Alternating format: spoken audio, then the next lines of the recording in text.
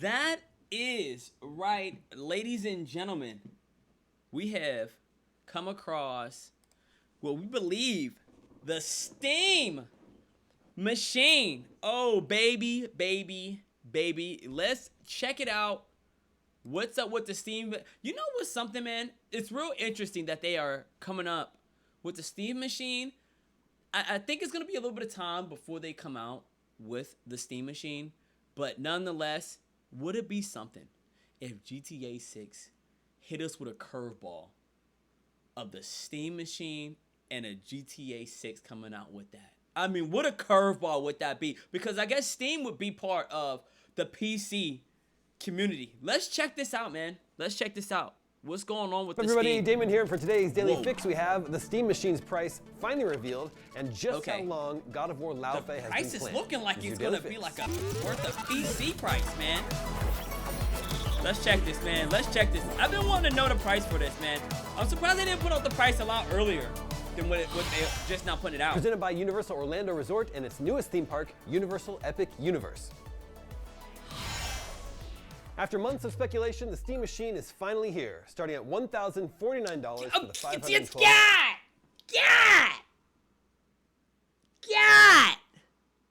1,000? 1,049. Of course, it's $1,049. Golly, they're saying that a Steam machine is 1,000? Double the price of all the consoles? Gig version. Come on, man. That price is still within your budget. You can reserve it now on Steam. Within whose budget? Whose budget is 1,000? Yo, 500 is already a lot for folks. 1,000?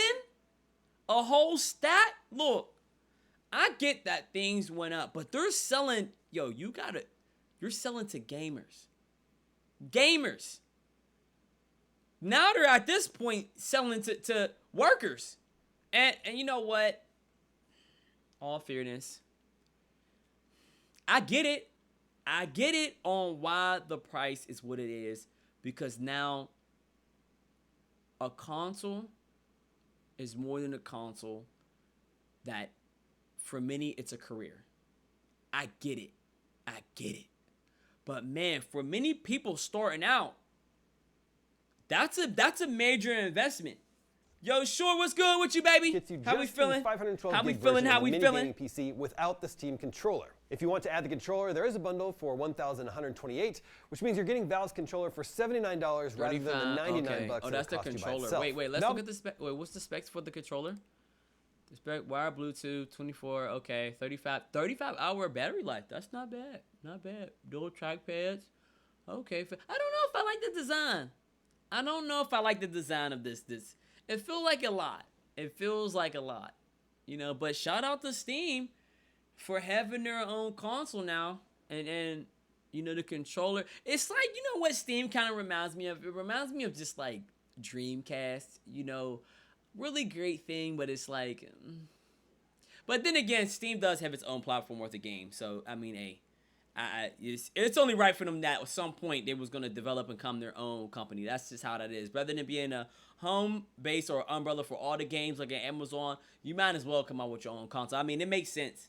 You say, wow, that's the most ugly controller I've ever seen. That controller is a pretty disgusting looking controller. I mean, but let's be fair. Like two touchpads. What is that, trackpads? Come on now. You know people got these chunky fingers, man. These chunky hands. And these little, all this gonna be all up on that, man. But it might not, though. Valve is also selling a 2 terabyte model, which will set you back $1,349. Oh, 2 terabyte? Oh, okay, that's why it's gonna be so expensive. 2 terabyte, that makes sense. Steam controller. That's a steep price, to be sure, but Valve is packing 2 additional faceplates with every 2 terabyte console, so you at least get some added customization options. Way back when Valve first revealed the Steam machine, we guessed it would cost somewhere around $700 to $800. We were probably right at the time, but the costs for PC components, particularly RAM, have skyrocketed over the last 6 months. That $1,049 is going to be a hard pill to swallow for anyone weighing it against the PS5 or Xbox Series X, both of which are more affordable, at least for now. But while the Steam machine is quite a bit more expensive than any of the gaming consoles, it is still a gaming PC. And in that world, the Steam Machine's price tag isn't quite as painful, especially when you consider how tiny it is. Mini gaming PCs with this kind of horsepower can cost hundreds more than the Steam Machine currently does. Okay. Moving on, God of War Lao. Okay, so it's considering itself as a console PC. That makes sense. I mean, it does look like we're not about to watch this game. Or is this game, are they playing it on? Are they playing it on Steam? They're not playing that on Steam. They got some more stuff, man. Let's check out what I found another video, and that's the price. Let's look at the Valve. Okay, let's look at this right here, man. We got the price, the performance, whether or not we should buy, man. I think this is really going to determine a lot right here. Let's check this out right here. This Steam console, man. You said PS4 Slim has 1 terabyte and it's only 300. Really? I didn't know the PlayStation 4 had a 1 terabyte. But see, you can't access all the games though on it though, right? I mean, I guess they still are making. Are they making GTA 6 for? No, they're not making that per PlayStation 4, are they? Well, they might. They might. Let's check this out, man. Let's really get. Let's really deep dive into this. Right? Like into the Steam, man. We knew that hitting a good price point was important, and we kept that in mind the whole time we were designing the Steam machine. I mean, I feel like you could charge a decent price just solely off of storage, though. Seriously. Sweet spot for what we thought made the most sense. So yeah, I mean, you know, I guess I would say that good engineering doesn't necessarily mean more expensive. And if anything, a big part of engineering is to make sure that what a beautiful thing though to be able to and kind of represents the value of the product and the cost of the product. To create your own One of the console. things that we're proudest of is the form factor. It's actually probably that was actually tight. That load up, that's actually tight. And how cool it is while you're using it. You know, but to put it in a simple terms, you know what is such a simple thing of, like, you know, you look at the Steam, nothing creative at all. Nothing creative on how they wanted to design the Steam console. They made that thing a box. Not like a circular thing that could be close to resemble the Steam logo, but just a pure box. And I would only assume that they made it a box to fit the parts in there without having to do all this different scrambling. And so you could produce a whole bunch, because it is so simple design that you could make an insane amount of these really, really fast. Because if the design of the console was probably complicated, they probably wouldn't be able to make a whole lot of them. And I feel like that's how it kind of was between, you know, with the PlayStation 5. You know, the design was slightly complicated. Nothing probably, you know, to engineers, it was nothing probably, but it's like a complicated console that they couldn't make probably a whole bunch of them. That, like, when first trying to get a PS5, dude, it was hard. I mean, you had the sculptors out there just racking up on them, but it was tough to get a PS5. Custom motherboard, custom thermal module. But look at that. I mean, what a simple design for the most part, but packs a strong punch. At least we hope. With off-the-shelf components. Yeah, and when we were working on all that, of course, we were working with some parts, you know, that were a little bit cheaper to work with, right? And so we were very aggressive. But now that things like the memory and storage are, you know, more expensive, and comparatively, you know, on the build materials, they're that much more expensive for the total product price. Man. All the choices we've made to aggressively limit the price in all those 2 terabytes, dimensions shine even more, right? Because that alone is like 400 more competitive for the same 1 terabyte is 400 alone. So we're really that's most of that price but for that. For sure, it was designed in since the beginning. There's always a strong component of trying to make sure that we would be able to hit the most aggressive price possible. Yeah, it is. Solely off of storage. We actually tried really hard to make it as easily 300. That storage is easily 300 to 400. I'll say between. I'll give it 250 to 300. Easily. And then you add that graphics card in there and everything. Makes sense in what they charging. You know what's crazy, right? With this commercial right here, this ad, you know what this just made me think of? Not to be off topic, you know. Y'all remember the game Hypercharge? Y'all remember that? Hypercharge, what happened to that game? Repairable and openable as possible. But it's just a side effect of making something compact is that it's hard. Look at that design. Nothing too crazy. Saying it like I designed it right. I guess you got a lot of things that won't let it overheat. I think that was probably just the main thing. It's going to pack so much of a powerful... But is that a CD? Can you put CDs in there? If it has a CD thing, I mean, that'll be tight. I don't think they're going to have... I think are we now out of the digital... Like, not the digital, but are we out of the hard copy era? That our consoles slowly beginning to get rid of... I think they still have to add the hard copy just to give us that fulfillment of ownership. I could be tripping, but I just feel like if they take that away, there's a piece of us that's going to be like, yo, y'all got rid of the hard copy disc, the nostalgia thing of the original, you know, foundation on playing video games of collecting the hard copy disc. Y'all got rid of that. Like, we can no longer show our collection of games to the boys. That we got to go online and be like, yeah, let me show you. Let me show you my game. Let me show you my game library. Like, no, we can't have the hard copy library no more.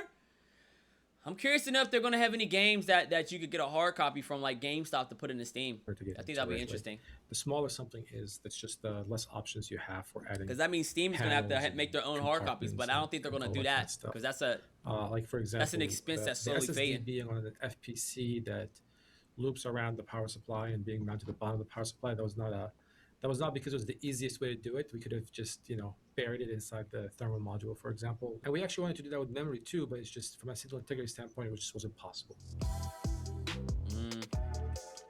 We've been very cognizant of that, plurality of different use cases and opinions in the PC landscape ever since, the initial design phase there.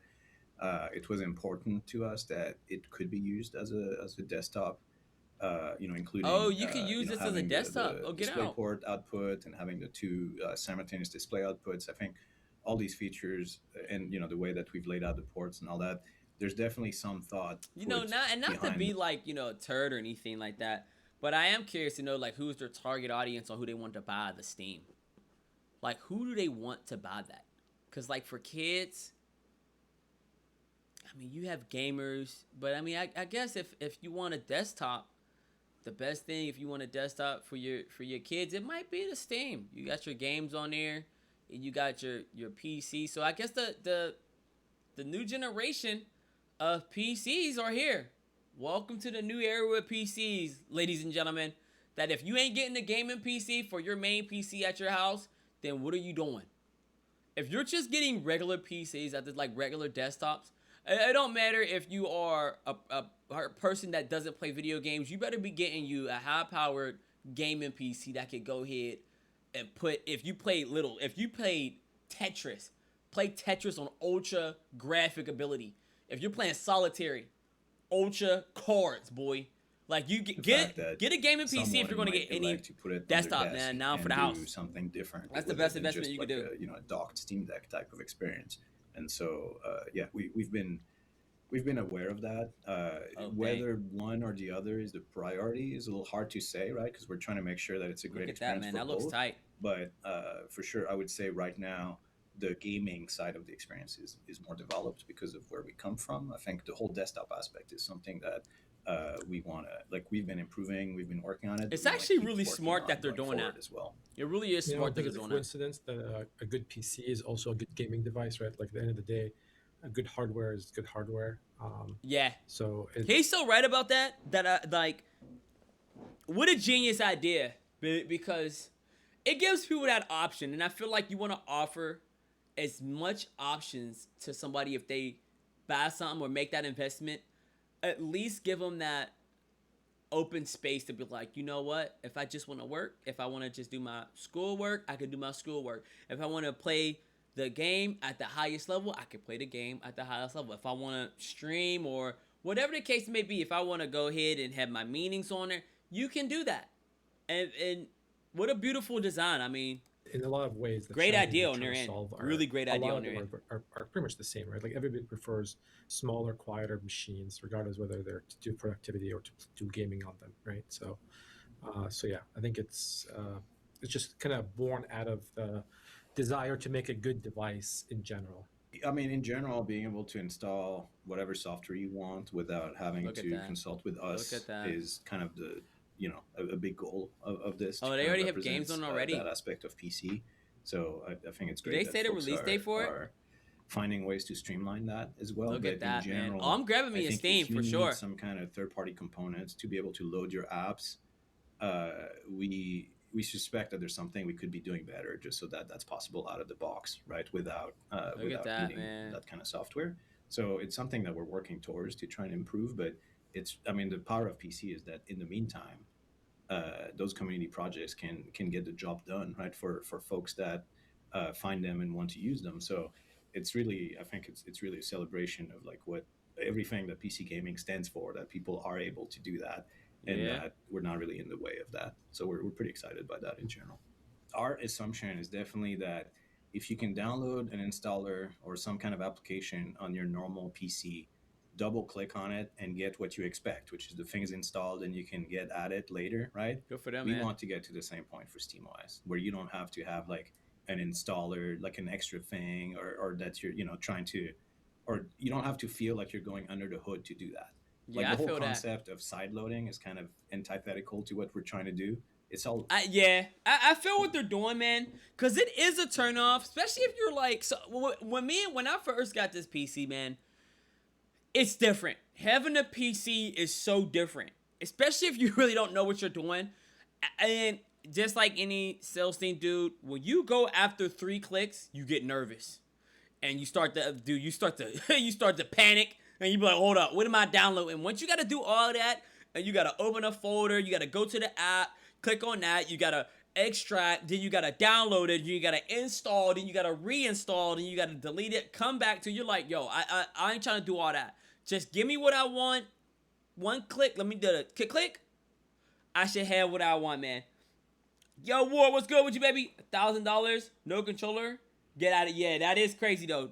Giving the controller separate is wild. It's just installing apps on your system, right? Like there's no concept of like some applications are are more native than others or anything like that. Like if there's something that works on PC, it should be able to work here, and that's we're trying to get closer to that experience where you can just install whatever application and have it react the way that you'd expect without having to do anything custom.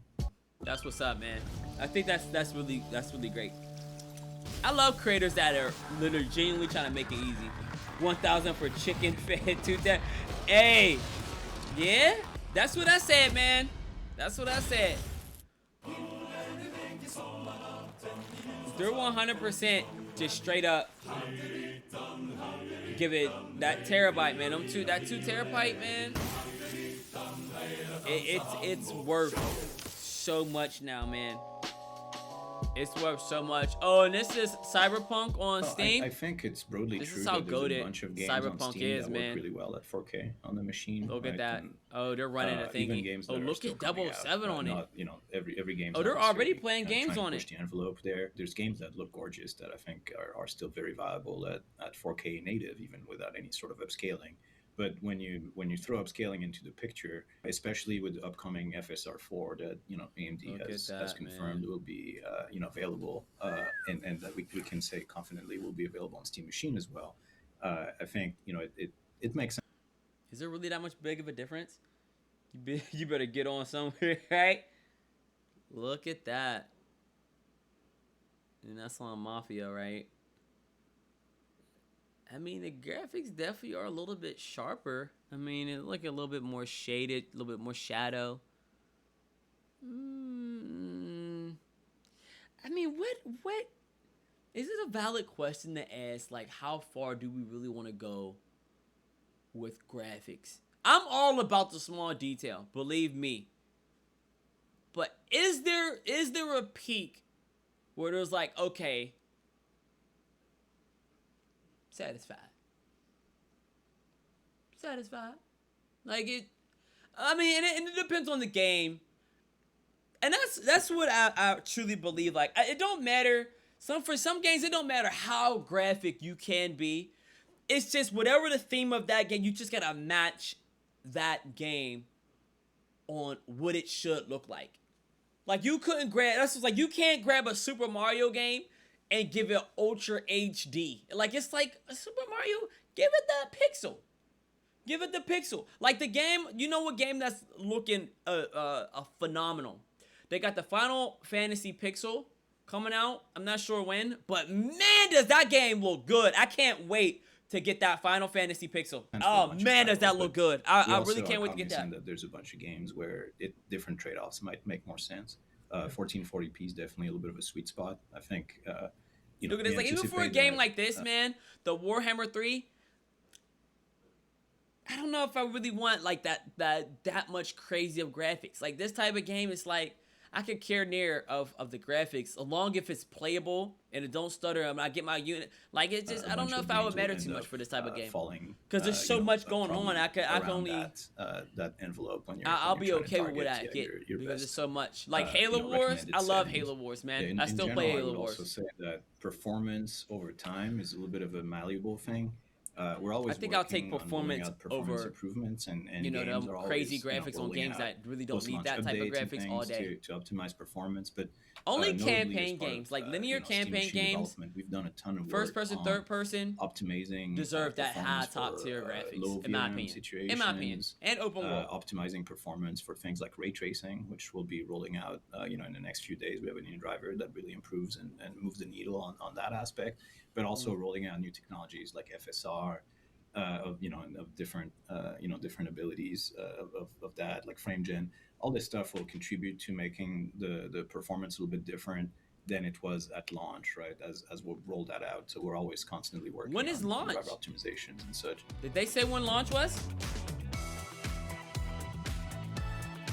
I think. How do folks feel about it? How do folks feel about the Steam? Like, who's getting it? I am curious to know their target audience, though. I really am. I really what the average gamer now that plays video games is what, between 30, 35? I don't know, man. I'm curious to know who their target audience is. But nonetheless, let me know what y'all think. Let me know if y'all getting that Steam Day. What y'all thoughts on it, man?